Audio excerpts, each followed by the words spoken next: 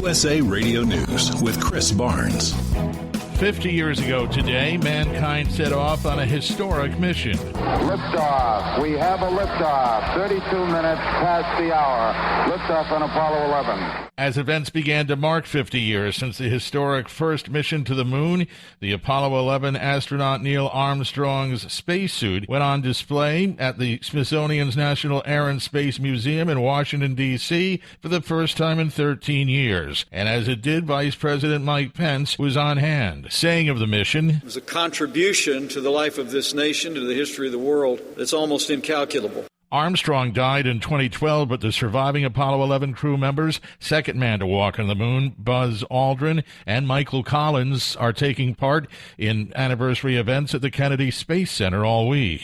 And this is USA Radio News. Federal prosecutors are not going to file civil rights charges against the NYPD cop involved in the 2014 chokehold death of African-American Eric Garner, who said he couldn't breathe as the officer put him in that chokehold before he died. Garner's family was informed of the decision by prosecutors just about an hour ago in New York.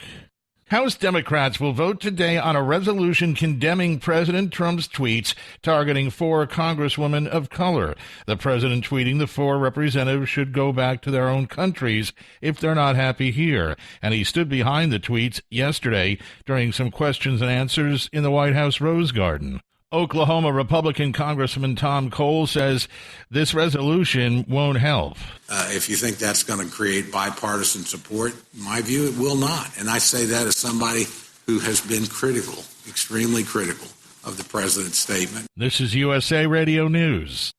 Despite weakening to a tropical rainstorm, Barry is still threatening parts of the United States with heavy rain and flooding. It's expected to move farther inland today, bringing thunderstorms as it expands into mid-Mississippi and the lower Ohio valleys. Forecasters say residents need to still stay wary of flash flooding and perhaps some isolated tornadoes as well. Abortion clinics will now face a new restriction. The Trump administration yesterday announcing a ban on abortion referrals at all taxpayer-funded family planning clinics. It means those clinics must stop giving low-income women abortion referrals or risk losing their funding.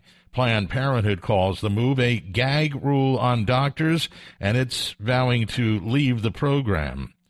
And despite warnings from the Air Force, the number of people who are saying they are ready to storm Area 51 in Nevada continues to grow.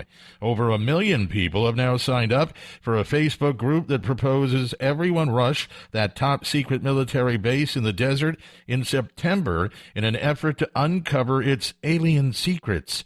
The event is meant as a joke originally, but military officials say they feel the need to weigh in, reminding people that the base is an active training range and its assets will be protected. In other words, don't try to storm Area 51.